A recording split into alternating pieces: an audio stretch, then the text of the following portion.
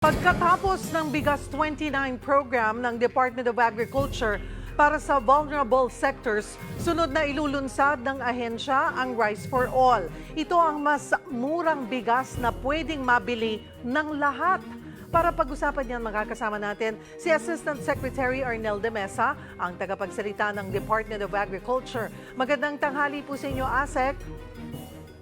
Magandang tanghali, Sherry, sa lahat na nakikinig at nanonood. Magandang tanghali. ASEC, naglalaro po sa 47 pesos hanggang 55 pesos ang kada kilo po ng bigas sa merkado. Magkano ibebenta ang bigas sa ilalim po nitong Rice for All program?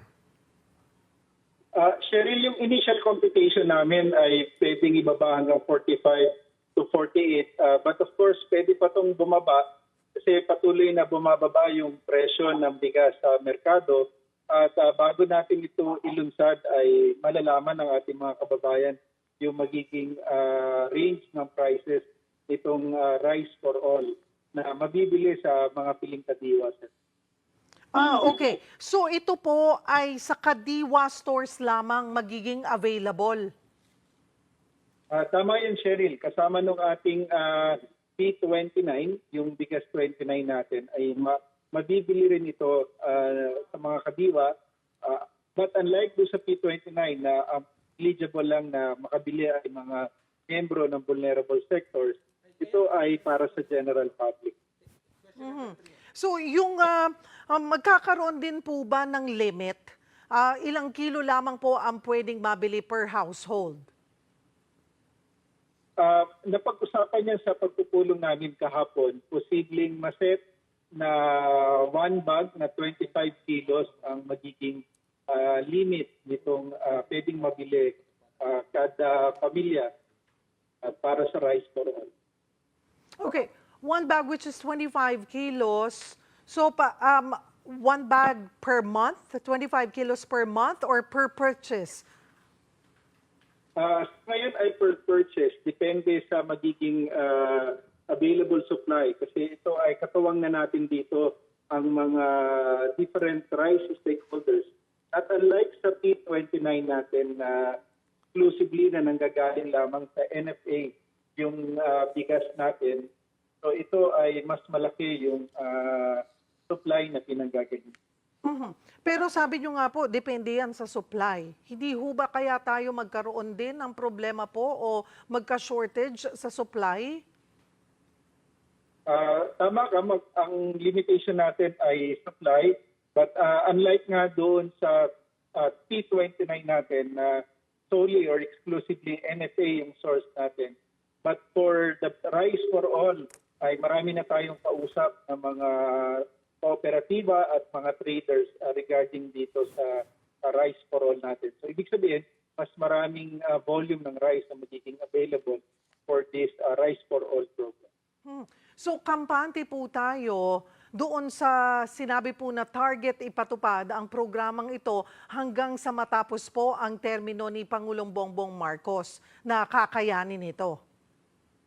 Yan ang ating programa at yan ang pinaplano at lahat ng possible na mga issues and concerns ay pinag-aaralan para masigurado natin, Cheryl, na sustainable itong ating mga programa na isinasagawa sa Kasi nauna na pong sinabi ng Philippine Chamber of Agriculture and Food Incorporated na posibleng hindi sustainable itong programa sa subsidized rice, lalo't rainy season na po.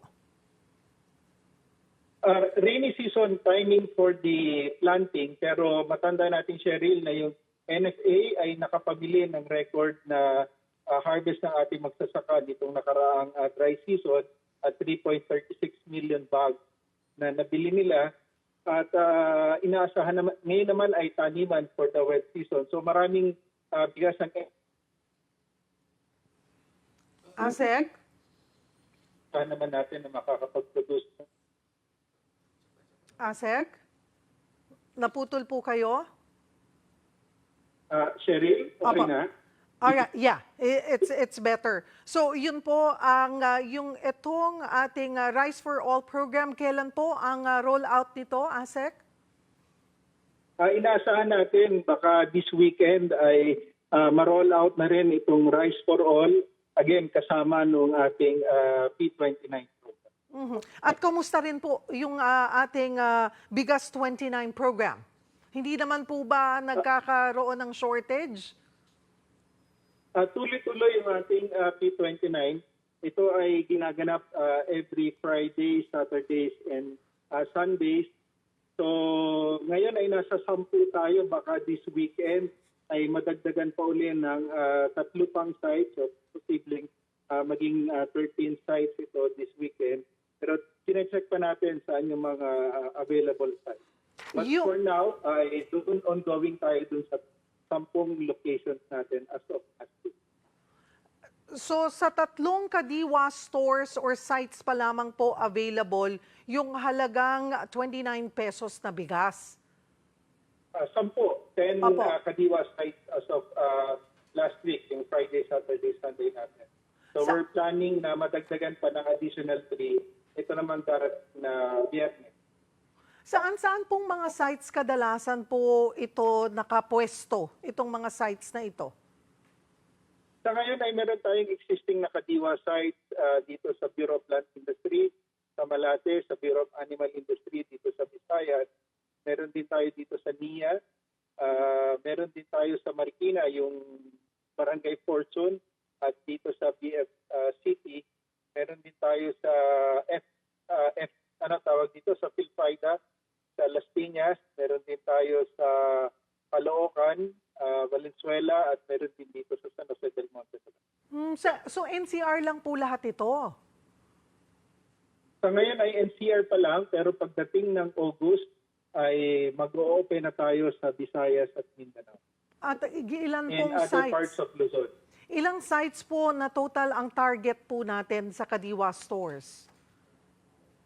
Eventually, tatargetin sana natin yung karamihan ng mga vulnerable sectors natin. Again, itong P29 ay para sa mga vulnerable sectors. So, unti-unti hanggang sa marating natin sila, ine-expect natin talaga almost all ng ating mga vulnerable sectors. Marami pong salamat, ASEC Arnel de Mesa ng Department of Agriculture. Magandang tanghali po.